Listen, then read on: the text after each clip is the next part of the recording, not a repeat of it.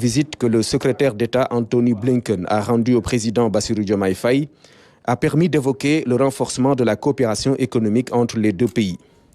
Un soutien aux efforts de bonne gouvernance est ainsi acté. Dans ce cadre, Anthony Blinken a annoncé un programme de 5 millions de dollars destiné à soutenir les efforts du gouvernement dans la promotion de la transparence et la lutte contre la corruption. Les discussions ont également porté sur les voies et moyens d'accompagner les secteurs prioritaires de l'agenda national de transformation 2050 du Sénégal, qui sera lancé le 7 octobre prochain. Le Sahel et les conflits au Moyen-Orient ont également été abordés. Le FMI est dans le même registre. La directrice générale, Kristalina Georgieva, a également été reçue par le président Bassirou Diomaye Faye. Je suis très heureuse d'encontrer Monsieur le Président, une personne avec les capacités et le cœur pour le futur du Sénégal. Nous supportons le Sénégal et nous travaillons et nous travaillerons ensemble. Le Premier ministre des Pays-Bas, Dick Schoof, s'est entretenu avec le président Bassirou Diomaye Faye sur la coopération bilatérale. Il s'est dit disposé à soutenir la nouvelle politique que le chef de l'État met en œuvre, en se réjouissant de la qualité des relations entre le Sénégal et son pays, les Pays-Bas. Le groupe Meta, anciennement connu sous le nom de Facebook, les dirigeants de la multinationale américaine entendent s'impliquer dans le développement du numérique au Sénégal. D'énormes ressources humaines dans le présent et dans le futur au Sénégal et dans tout l'ouest de l'Afrique à cause de la jeunesse de la population.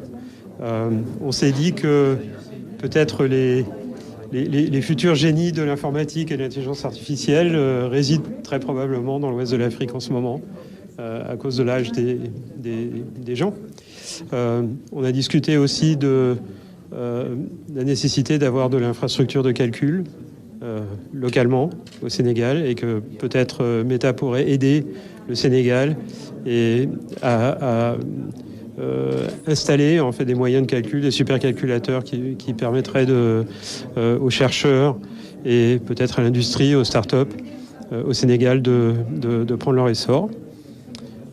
Et puis on a parlé aussi de logiciels open source, de plateformes open source, de modèles de langage que Meta produit, mais qui pour l'instant parlent surtout bien l'anglais, un peu l'espagnol, le français et quelques autres langues. Mais il n'y a pas assez de données disponibles pour que ces modèles parlent bien le Wolof ou les autres langues officielles du Sénégal. Le président de la Fédération internationale de football, Gianni Infantino, visite de courtoisie au président d'un grand pays de football. C'était vraiment un échange très fructueux. Le Sénégal, c'est un pays de football, c'est un pays qu'on adore, c'est un pays où on sent que quand l'équipe nationale du Sénégal joue, par exemple, c'est pas seulement une équipe qui joue, c'est tout un pays. Donc on a pu parler du développement du football au Sénégal.